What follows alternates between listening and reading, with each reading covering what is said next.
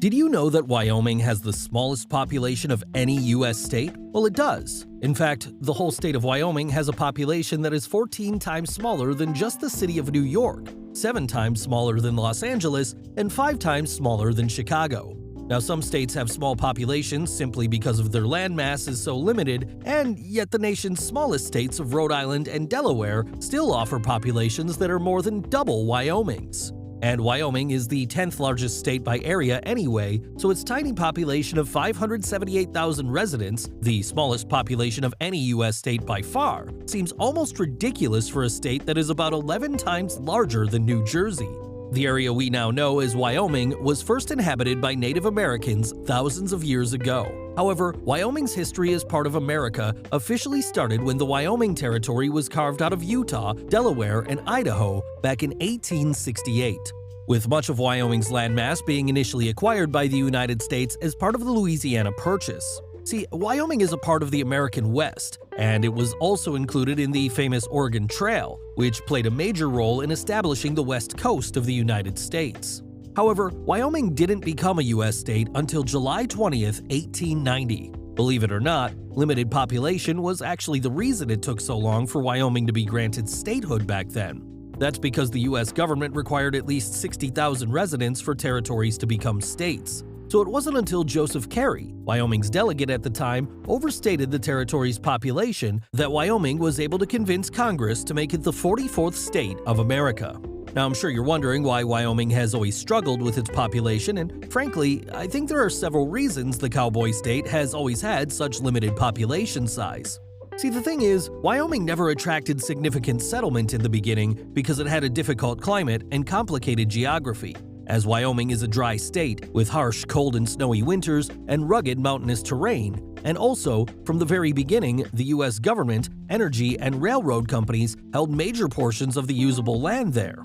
So after more than a century of existing as a state with limited settlement and city building, the state of Wyoming had become more of a pass-through and resource center than a residential destination. Because sure, there are people who want to live in nature with incredible scenery and grand open spaces. However, the majority of Americans seem to prefer access to amenities, attractions, and opportunities.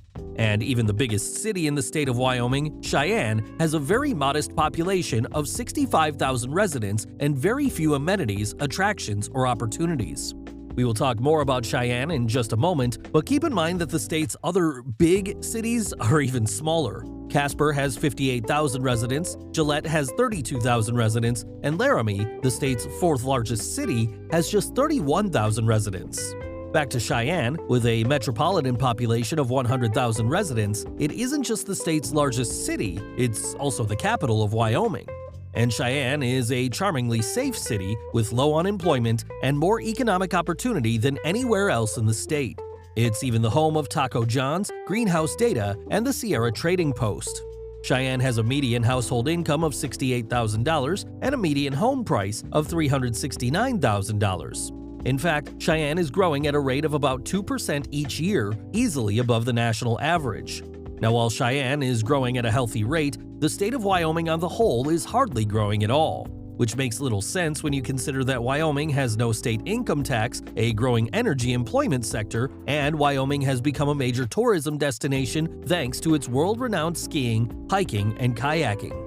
To a point where most of Yellowstone National Park, America's very first national park, is located in the state of Wyoming, which furthers the state's draw to visitors looking for an escape from the congestion and crowding of big cities. Now, another thing to keep in mind about Wyoming's limited population size, though, is that the state isn't exactly begging for new residents either, as Wyoming is one of the few states running at a surplus, with billions of dollars held in rainy day funds and an energy economy that keeps growing, while the people of Wyoming also seem quite content with all the extra space and the relaxed pace of life there, something that can only really exist in places like Wyoming, where there are just 5.85 people per square mile. You don't go west to compromise or make yourself more comfortable.